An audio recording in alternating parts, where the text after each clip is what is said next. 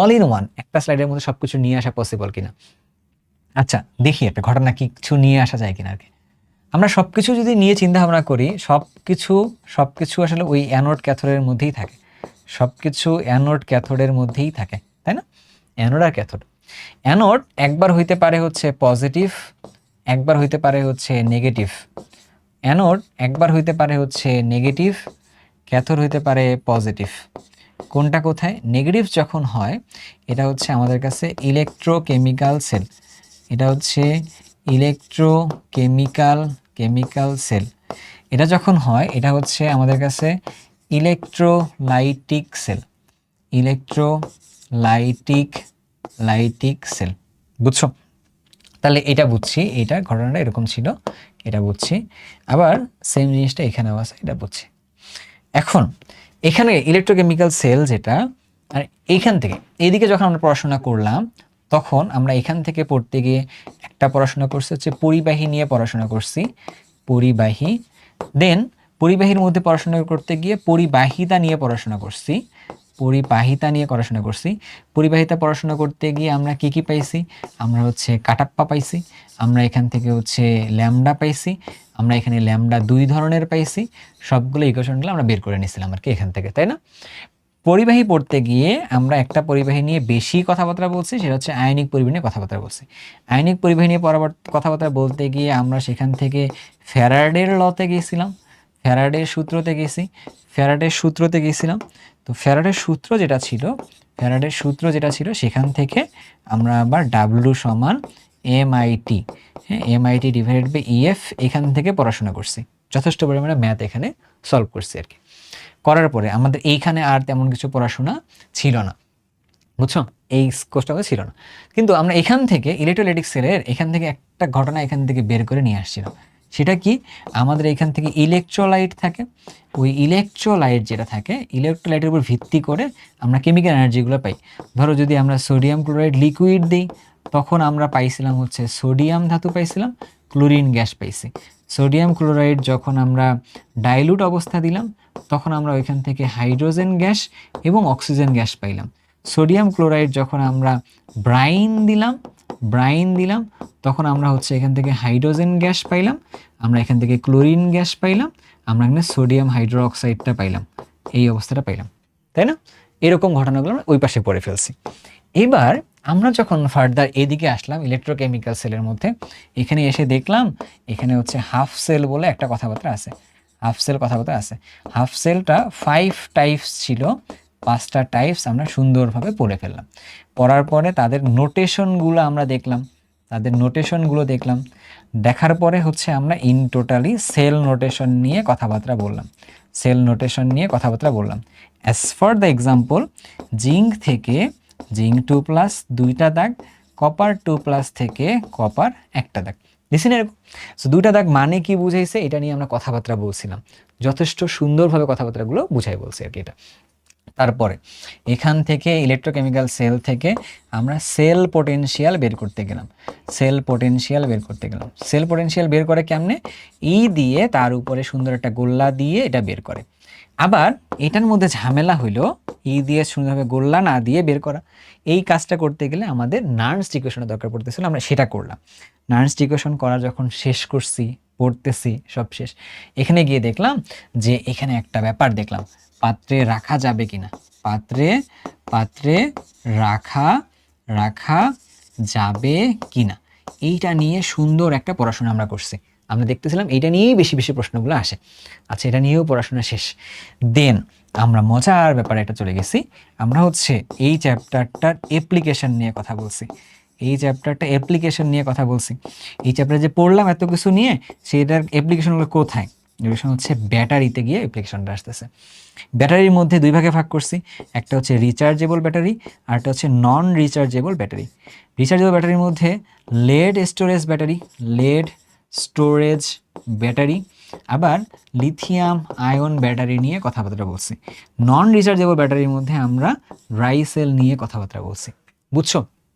আচ্ছা, এটার মধ্যে যখন আমরা কথাবার্তা বলতে গিয়ে বললাম দেখেন এগুলো তো বর্তমানে এক্সিস্টিং ফিউচারিস্টিক একটা ধরনের কিছু এনার্জি সোর্স বের করতে হবে আর কি। সেখান থেকে আমরা তখন নিয়ে গেলাম কোথায়, ফুয়েল সেলের দিকে নিয়ে গেলাম। ফুয়েল সেল নাকি খুবই বেশি প্রসপেক্টিভ একটা ফিল্ড, যেটাতে আমাদের মতো দেশের সবগুলো দেশের কাজ করা দরকার আর কি। সেটা নিয়ে আমরা অনেকগুলো কথাবার্তা গল্পগুজব বললাম, তারপর শেষ করছি না আমরা এরকমভাবে। ওকে, আমরা এখান থেকে আর কিছু কি বাদ রাখছিলাম না, আমরা মোটামুটি আজকের এই লেকচারটার মধ্যে এসব জিনিসপত্র নিয়ে পড়াশোনা করছি আর কি, তাই তো? তাই তো? তবে আমরা এখানে কিছু কথাবার্তা আরও বলে দিছিলাম, তোমার মনে আছে নিশ্চয়ই। ইলেকট্রোকেমিক্যাল সেলের যে সকল কনসেপ্টপত্র তুমি পড়ছো, এই যে এখান থেকে নার্স ইকুয়েশন, নার্স নামে এক ভদ্রলোক ছিল, সেখান থেকে যতটুকু তুমি পড়াশোনা করছো, এখান থেকে নাকি পিএইচ বের করা যায়। কথা তো সত্যি, এটা ফর্মুলা রেখে দিয়ে দিয়েছিলাম আর কি। আর যেখানে যেখানে ভাইয়া পারে নাই সেখানে কি করছে, ভাইয়া হোমওয়ার্ক দিয়ে রাখছে। হোমওয়ার্ক একটা দুটা না, কয়েকটা হোমওয়ার্ক আছে। আবার ধরো ভাইয়া শুধু এইগুলোই করে নাই, ভাইয়া প্রচুর পরিমাণে সিকিউ, প্রচুর পরিমাণে এমসিকিউ সব সলভ করাইছে। কেন সলভ করাইছে? যাতে করে এই স্লাইডটা করলে তোমার কমপ্লিটলি সব কিছু শেষ হয়ে যায় আর কি, কিছু যেন বাকি না থাকে, সব শেষ। ফুল সিলেবাসের, শর্ট সিলেবাসের যত কিছু তুমি বলতে চাও বইয়ের টপ টু বটম সব শেষ করছে আর কি। পাশাপাশি ভাইয়ার জায়গার থেকে যত দূর করে দেওয়া যাবে সব করে দিয়েছে। কার কোনো ঝামেলা আছে? নেই। কেউ কেউ ভাবতে পারো ভাই পোটেনশিয়াল পড়ার নেই, পোটেনশিয়াল কিন্তু পড়াইছে। এই যে পোটেনশিয়াল তো এখানেই ছিল, ই সেল দেখতেছো যেখানে, এটা গেলে হাফ রিয়েকশন করতে ই অক্সিডেশন, ই রিডাকশন পোটেনশিয়াল দেখছি। ভাই ধাতুর সক্রিয়তা সিরিজ, ওই যে পোটেনশিয়ালের ভিতরেই তো ধাতুর সক্রিয়তা সিরিজটা পড়ে যায় আর কি, সুন্দর হবে, তাই না? তার মানে সব কিছুই আমরা সুন্দরভাবে শেষ করছি আর কি। যেহেতু সব কিছু আমরা সুন্দরভাবে শেষ করছি, তাহলে কি দেওয়া উচিত বলো? তাহলে তোমাকে সবার শেষে একটা কথা বলি আর কি, একটা স্পেশাল থ্যাঙ্কস তোমাকে, কারণ তুমি ফুল ক্লাসটা করছো, ঠিক আছে? কথা বুঝতে পারছো? আর একটা স্পেশাল থ্যাঙ্কস আমারে, যে আমি শুরু থেকে শেষ পর্যন্ত সেম পেসে কথাগুলো বলে গেছি আর কি। আমি কিন্তু এখানে টায়ার্ড হইনি। ক্লিয়ার? ওকে, তোমাদের জন্য ভালো ফলাফল অপেক্ষা করতেছে। আর একটা স্পেশাল ব্যাপার আছে আর কি, ক্লাসের শেষে বলছিলাম স্পেশাল একটা ব্যাপার আছে। সেটা হচ্ছে কি, আমার একটা টার্গেট হচ্ছে এটা, আমার কাছে যারা পড়বে, যারা কিছু করবে, তো তাদেরকে আমি একটা ব্রিজ হিসেবে কাজ করতে চাই তাদের জন্য। অর্থাৎ যারা আমার কাছে পড়াশোনা করতেছে, যারা আমার লেকচারটা দেখতেছে, আমি তাদেরকে দেখি একজন ড্রিমার্স হিসেবে। কী হিসেবে দেখি? একটা ড্রিমার্স।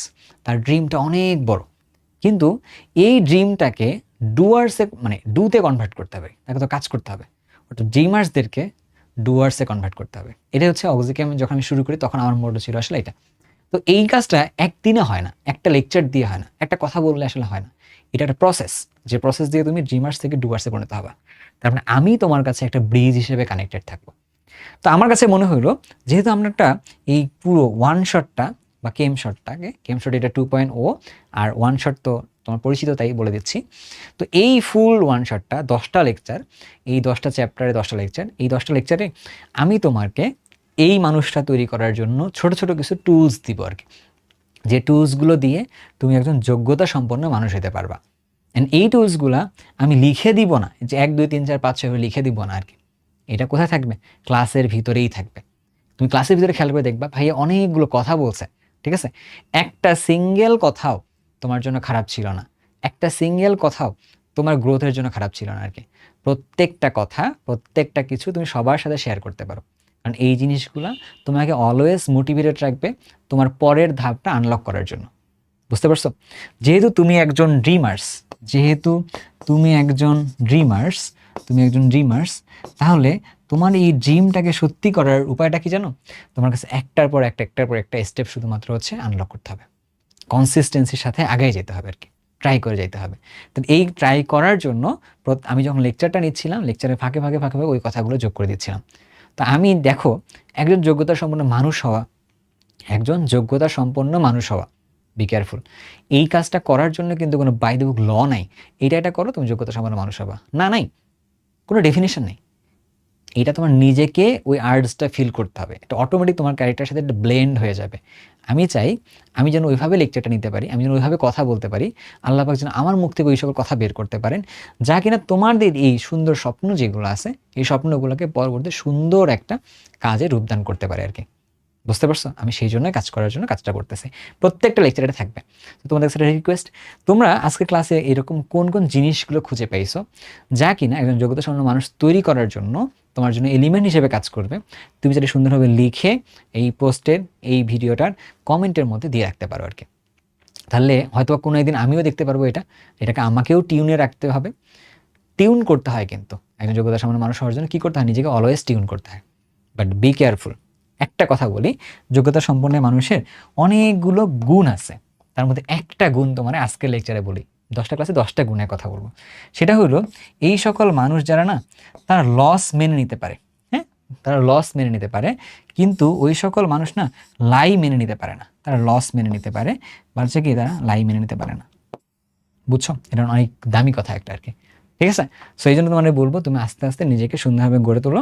দেখবা তোমার দ্বারা আমরা উপকৃত হব, সমাজ উপকৃত হবে, আমাদের দেশ উপকৃত হবে। তুমি ভালো থাকবা। দিন শেষে নিজের জন্য নিজেকে কাজ করতে হবে আর কি। ক্লিয়ার?